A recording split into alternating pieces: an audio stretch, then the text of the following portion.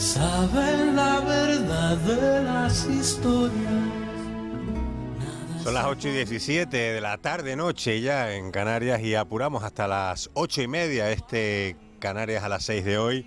Como siempre, como cada lunes en la sección de literatura con Beatriz Morales Fernández, docente de lengua castellana y literatura y presidenta del Ateneo de Las Palmas de Gran Canaria. ¿Qué tal, Beatriz? ¿Cómo estás? ¿Qué tal, Juan? Encantada de estar un lunes más por aquí. Igualmente, además esta sección está muy bien porque nos pone las cosas en su sitio, sobre lo importante que es la literatura en este caso.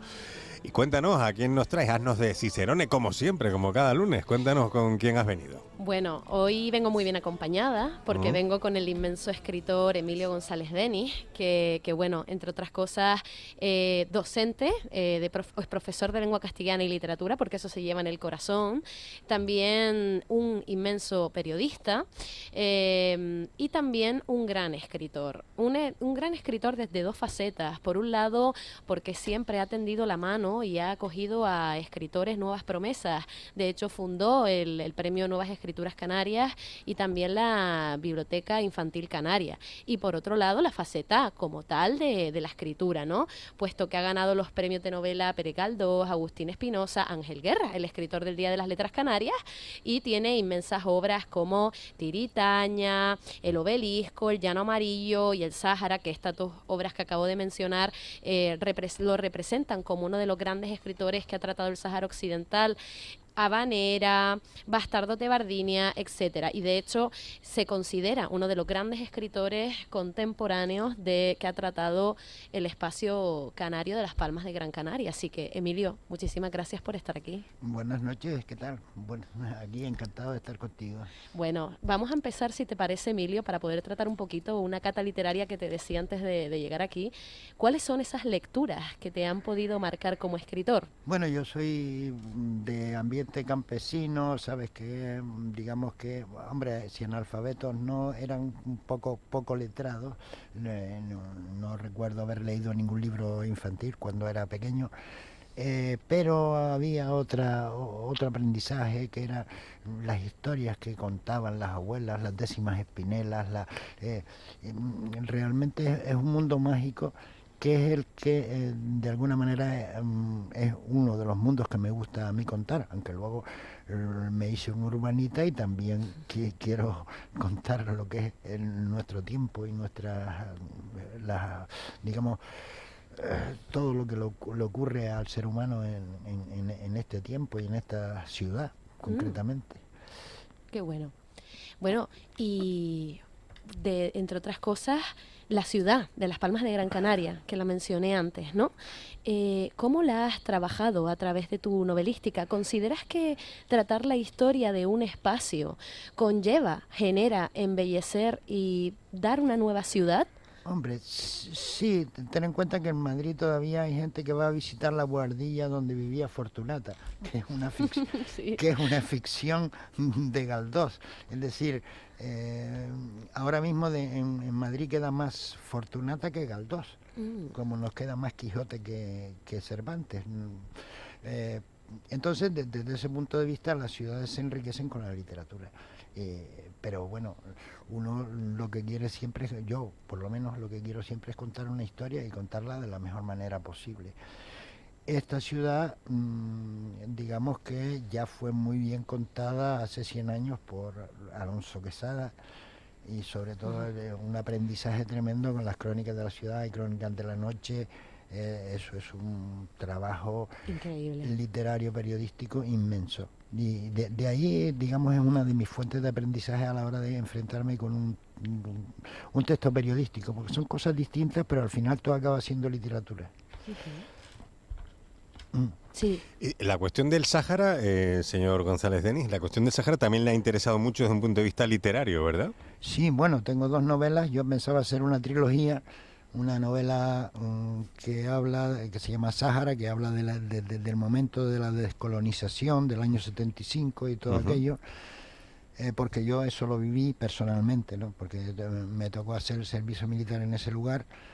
Y luego escribí otra novela, bueno, aunque se publicaron al revés por el tiempo, pero bueno, son cosas de las editoriales. que se llama El Llano Amarillo, que habla del campamento de Tinduf, del destierro del pueblo saharaui, etcétera, etcétera. Y yo pensaba escribir una tercera novela que sería el regreso del pueblo saharaui a su territorio, pero no, las circunstancias no me han permitido escribirla porque no ha sucedido, por desgracia. Pero bueno, lo que está sucediendo ahora también da para una novela, a lo mejor. Sí, pero ¿no? bueno, de alguna manera yo con esto pagaba una deuda con el Sahara. Sepa usted que de alguna manera sí, hay como una especie de complejo de culpabilidad porque yo formaba parte del ejército invasor.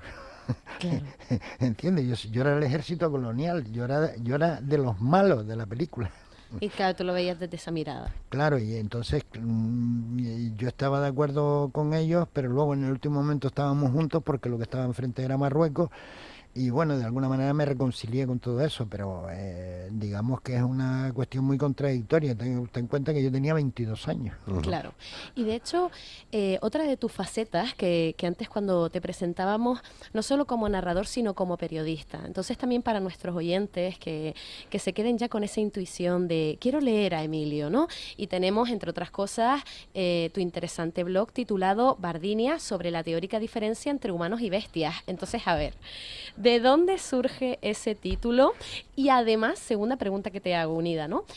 Hablas de literatura a través del periodismo, entonces mi pregunta es, como Alonso Quesada, ¿consideras que a través de la crónica literaria se hace literatura? Sí, se hace literatura, es decir, un buen cronista literario, si no hace literatura, pues no sé, es un notario o algo así, pero a ver, se llama Bardinia porque yo creé un espacio ficticio que es la isla de Bardinia y la ciudad de Palma de Bardinia, que quiere ser un poco la isla de Gran Canaria y la ciudad de Las Palmas, pero también cualquier otra isla, sea Tenerife, La Palma, Lanzarote y sus capitales, porque todas las islas se mueven en torno a la capital, no exactamente así en Tenerife, donde la laguna tiene mucho protagonismo, pero digamos que el conjunto Santa Cruz-La Laguna es el centro de gravedad de la isla.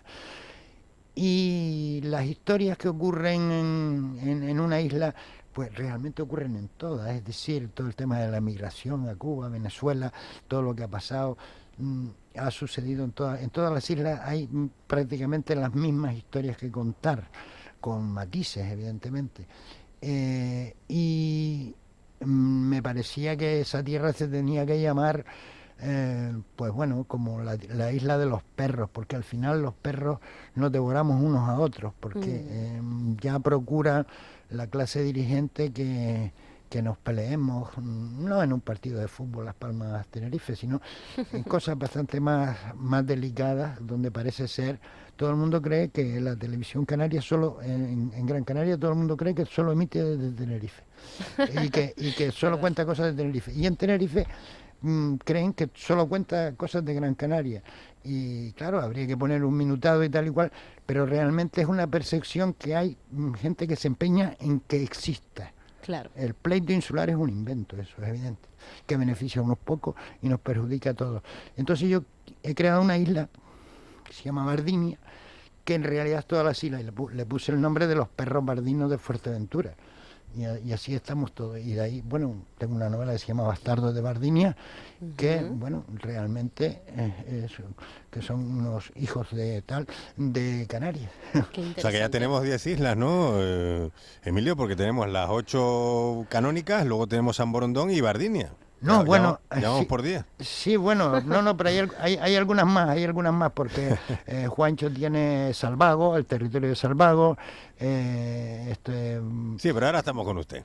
Bueno, no, sí, mi isla es la 10ª, sí. Y Emilio, antes de pedirte que puedas leer un fragmento o un poema, puesto que no lo dije antes, pero también tienes un poemario, gran parte de tu grueso es la narrativa, pero tienes un poemario. Me gustaría pedirte algo. En este caso es una petición. Hay muchos oyentes jóvenes, alumnado de hecho, que escucha este programa. Y como dijimos en tu presentación, tú también animas a la gente joven a que escriba. Con el Premio de Nuevas Escrituras y la biblioteca fomentabas la lectura y la escritura. ¿Qué le dirías a esa gente joven que está recién escribiendo para que siga haciéndolo?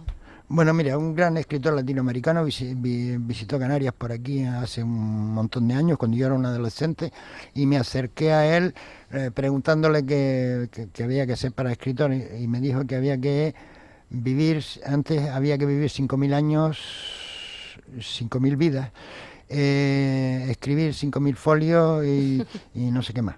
O sea, hay que prepararse muy bien. Tú sabes la historia que quieres contar, pero tienes que buscar la mejor manera posible. Tienes que ver cómo lo han contado otros. Es decir, la literatura no parte nunca de cero, sino que siempre parte de lo que viene anteriormente. Y es mentira que haya escritores que se adelanten a su tiempo. Si Cervantes se hubiera adelantado a su tiempo, no sería machista, no sería, es como se dice, homófobo. Hoy, si se fuera a publicar el Quijote, no se podría publicar. Claro, claro. No se podría publicar porque los moros son horribles. Hay una dama, las damas débiles, que hay que protegerlas. Claro, en otro contexto. Pero claro, era el contexto de la época. Entonces, a cada escritor hay que entenderlo en su tiempo. Qué bien. Y ahora, pues, estamos en lo que estamos. No nos podemos adelantar a nuestro tiempo, pero sí tenemos que ser testigos de nuestro tiempo. Qué bueno. ¿Y podrías deleitarnos con un poema? Pues mira, hace 9 años publiqué mi primer libro de poesía, que tengo como 30 o 40 libros, este es el único, porque soy muy respetuoso con la poesía, y que contiene 2 partes. Una de ellas es lo de escritos a padrón, una cosa que se hizo en el museo. Tiene que ser casi testimonial, Emilio, porque nos quedamos sin tiempo. Un párrafo, una estrofita. Unos versitos, sí. Sí, bueno, unos versitos. Los versitos le pregunto a María Magdalena por qué, si ella quiso, como en teoría en la Biblia, o se suele decir que fue prostituta, ¿por qué no se enamoró de un hombre? Pues había fariseos, había publicanos, había sacerdotes, judíos, gentiles, tal, y ¿por qué solo te enamoraste del hombre que despreció tus muslos lavados con agua del Jordán, para que por él renunciaras al placer, el oro y el deseo de los hombres del mundo? ¿Por qué, María Magdalena, te enamoraste de Dios? Wow. Pues ahí lo dejamos. Muchísimas gracias, Emilio González Denis y Beatriz Morales,